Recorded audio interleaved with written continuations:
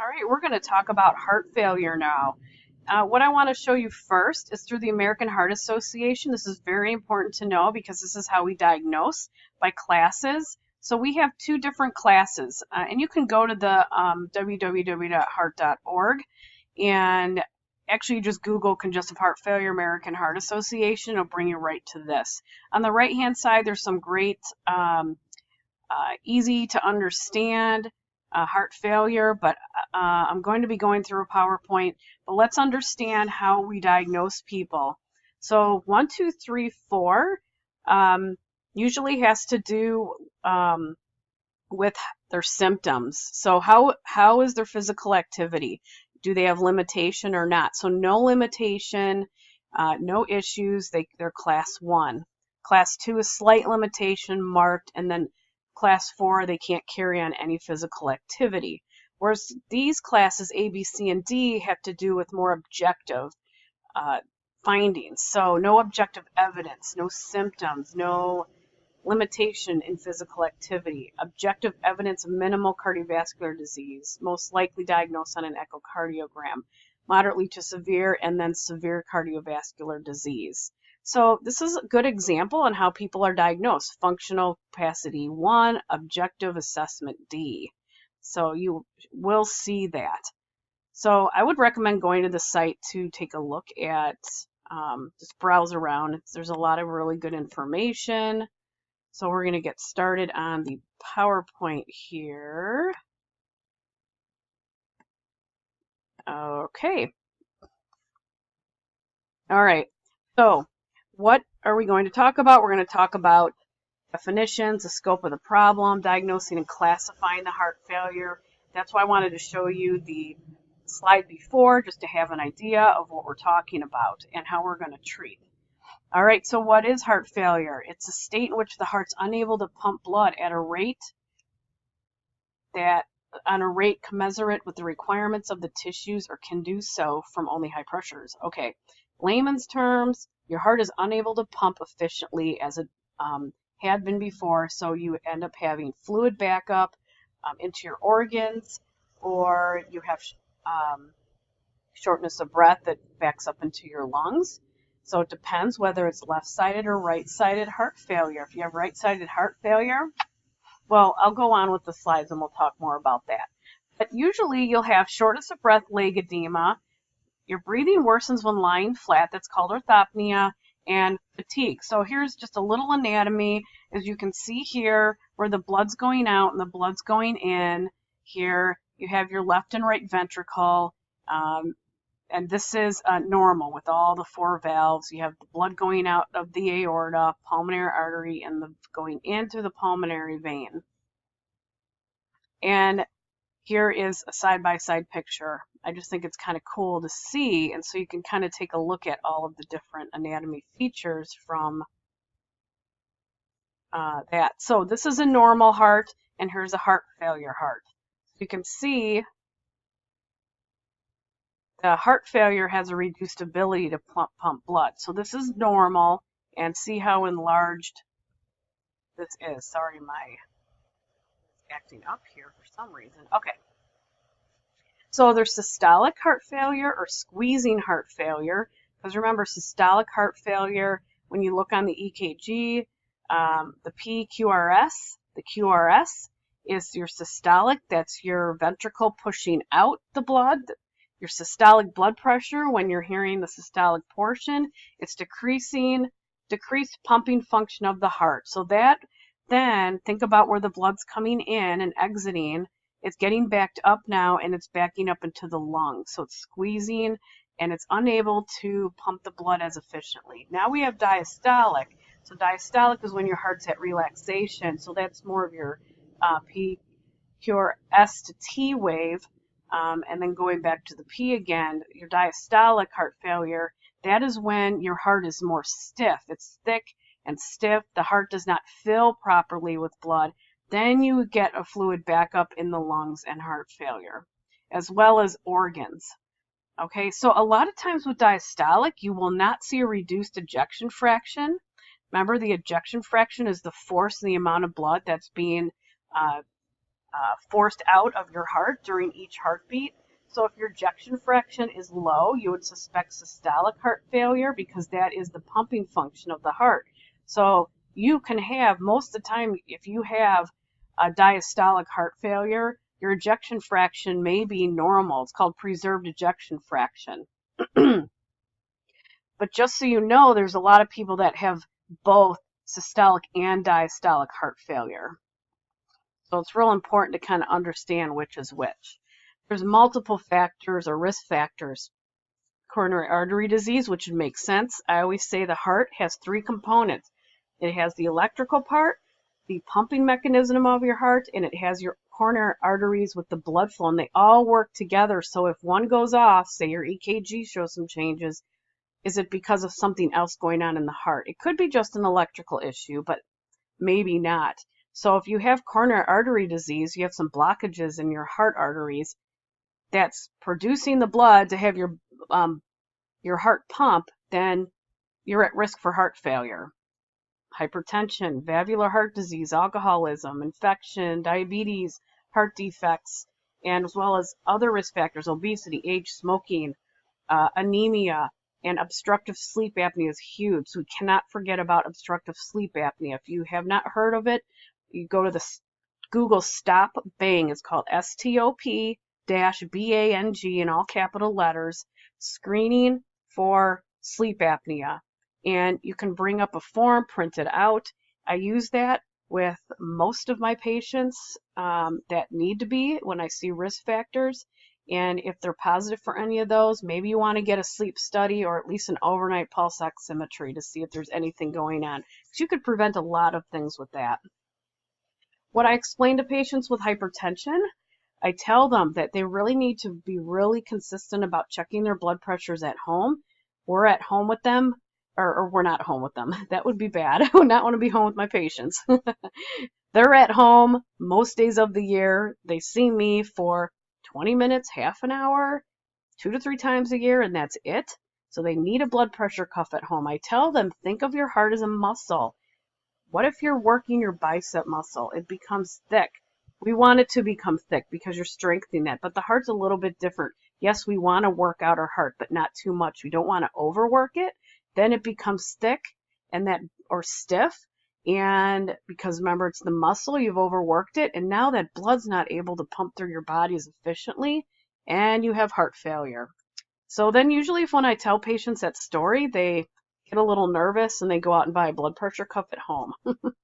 So we know more deaths from heart failure are very prevalent than all forms of cancer, which is pretty scary. But again, all of it's bad, cancer, heart failure. But when we look at heart failure, you know, this is stuff that not in everybody, but can be prevented or at least managed early on and have their blood pressure managed early on. A little bit about the ejection fraction, which I just talked about actually. It's the percentage of the blood that's pumped out of your heart. Usually normal is 50 to 70. If you have less than 40, you have a heart failure heart. Remember, it's usually the systolic that you'll see.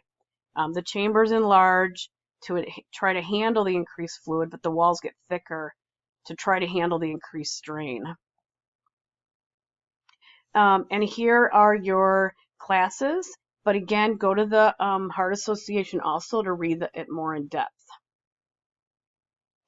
How do we diagnose it? We do medical history, physical exam. Some people early on, if they have not really any exertional symptoms, their physical exam could be normal. But again, if they have risk factors, or if they tell you they're short of breath, because that's your subjective portion, you may want to look into that if they have risk factors. Chest x-ray can show heart failure, can show you an enlarged heart. Blood tests, a BNP, the beta natriuretic peptide, is really important in heart failure. It's really important, and you have to be careful with the BNP because you can get a BNP on someone that has heart failure and it could be their normal. Because if you have chronic heart failure, especially stages C and D, they probably have a BNP that's elevated. I've seen really elevated BNPs in the thousands, but so that's something you can also watch. So if they're at the cardiologist office, they should have a BNP on record and say it's always runs 800, and then you check it again and it's 2000, then you know maybe they're, you know, overloading with fluid. EKGs, ultrasound, your echocardiogram, as well as an angiogram. So this is a little bit of the pathophysiology, which I see it's yellow, so it's hard to read, so I'll try to help you with this. So this is the progression of it. So you can either have coronary artery disease, hypertension, diabetes, cardiomyopathy, which is usually from long-standing hypertension, your heart's enlarged, or do you have any valvular disease? So what happens with this? You have myocardial injury. Then what happens to it? You have remodeling of your heart, pathologic remodeling. So it's not going to work as well as it does. Remember in the last couple slides, the walls thicken, so it tries to compensate. So there's an arrow going here. We go down here. You have hormonal changes, neurohormonal stimulation, and myocardial toxicity. So a whole bunch of things. Remember, we have all sorts of chemicals and hormones that are circulating through our body, adrenergic hormones, alpha-1, remember alpha-1, etc. So then you move on to here, and what happens is your ejection fraction starts going down because it's not able to pump as efficiently. And then you start having symptoms of dyspnea, fatigue, edema. And then what happens? Death, unfortunately. You can have sudden death, or you can have chronic heart failure, pump failure, which you can die at the end. So unfortunately, that's what ends up happening. So if we can catch this stuff before all of these here, hopefully we can halt things. Or if we're here, maybe we can halt things with medications. Or here, medication management. Here's another, the renin-angiotensin-aldosterone system. So you have your renin and angiotensin. Remember, these all work in the kidney area. You have your angiotensin 1 that converts to angiotensin 2. Now, what does that do? It does all sorts of things. It's a cycle. It causes vasoconstriction. It increases your afterload, decreases your cardiac output. You decrease your aldosterone secretion. You salt and water retention. You increase your plasma volume, increase preload, increase your cardiac workload. So you have decreased cardiac output, increased cardiac workload, and what happens? You have edema. So why is it important now to put in the ACE inhibitor? Because we want to block this right here to try to prevent as much of this from happening. That's why you add an ACE. You can also, if they can't tolerate an ACE, do the angiotensin receptor blocker, and then that is just at a different receptor site in the same cycle. Hope that makes sense. Drug therapy, ACE inhibitor, expands your blood vessels, lowers blood pressure, and we just saw the slide, the neurohormonal blockade. The ARB, same thing, beta blocker, reduces the workload of the heart. Remember, we have beta blocker, beta 1, beta 2, that can cause constriction, so we want to block that so we can reduce the action of stress hormones and slow the heart rate down. Sometimes digoxin is used to slow the heart rate, improve the function, and a diuretic is important too. It filters sodium, excess fluid, which in turn reduces the heart's workload. Down at the bottom, you can't see it, but it's called aldosterone blockade. Blocks neurohormonal activation, controls volume. It's not used too much anymore, but you're really going to see this ACE inhibitor or an ARB. Diuretic is really important. So, rationale, why does my doctor have me on so many pills? We have to remember, and this is no different than hypertension, that I tell people that we need to target different areas in your body to be able to control your blood pressure and how your heart is pumping. So that's what I always tell people. This for the sodium and the water. This is for rate control to reduce workload. Same with this. This we know is really important. And this is also works with your that whole aldosterone system. Lifestyle changes are super important. Again, I tell my patients, you're at home in your own place more time than you ever spend with me, and it's a team approach. We need to work on this together. I can only do so much by prescribing you these medications, but lifestyle changes, if you're not going to do lifestyle changes, eventually your heart's going to end up giving up. So sodium, low-fat diet, because remember, sodium and water, we just want to maintain that balance. Lose weight if they're in the obese range, physically active. I always say physically active is so good for your circulation, which helps then your blood pressure overall and helps reduce stress. No alcohol or caffeine, and smoking is really huge.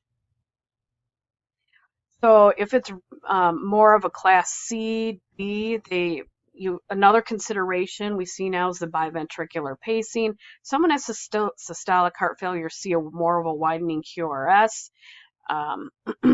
So abnormal ventricular conduction results in a delay.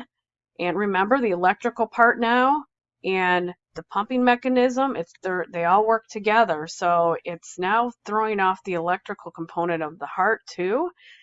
So what they do is they put leads biventricle, meaning they put them in both ventricles to try to increase the conduction of the heart. So as you can see here, here's where the leads are. There's 3 leads. So in the atrium, and then you have 1, 2, and then 3 right here, the electrical impulse. Boy, my slides are off. Okay, so cardiac resynchronization, which is another option, moderate to severe CHF, who've had optimal medical therapy, and they have a really low ejection fraction. So what I want to say about this is that referral, they should be seeing the heart failure clinic or cardiologist way before a patient would even get to this, but usually they'll put in the biventricular pacemaker at this point. All right, there's also the defibrillator that they can put in with the biventricular pacemaker. Suddenly your heart goes into a very fast chaotic rhythm, stops pumping blood. It's an electrical problem. The SCD is another, a sudden cardiac death, or SCD, is one of the leading causes of death. Patients with heart failure are 6 to 9 times more likely to develop this, or sudden cardiac death. So this is another thing to think about. So you'd put in a combination pacemaker and defibrillator. And this is just to show the risk reduction and your mortality at 2 years, how it's reduced with the ICD versus other treatments here. And this you're talking about more severe heart failure to even get to that. So I'll read over this. Patients with a weakened heart, the NYHA class 2 and 3 heart failure, and measured left ventricular ejection fraction less than 35%. So an ICD is thought about with this, and then patients who meet all current requirements that are in class 4 heart failure. Other therapies towards the end, transplants, artificial hearts, there's always doing new studies on new gadgets, but we are limited by supply, not demand, for heart transplantations. There's not very many done. A lot of people are very elderly. Here's just a couple examples of artificial hearts. But this right here is the most important thing for monitoring heart failure. Now with new technology, it's nice because they can actually do it through their phone or actually sync it to the cardiologist's office for monitoring their weights.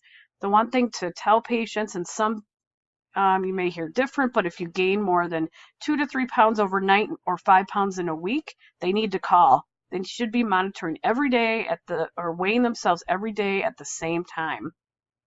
Because then that just says that you may have some overload of fluid. And that is it on heart failure. All right.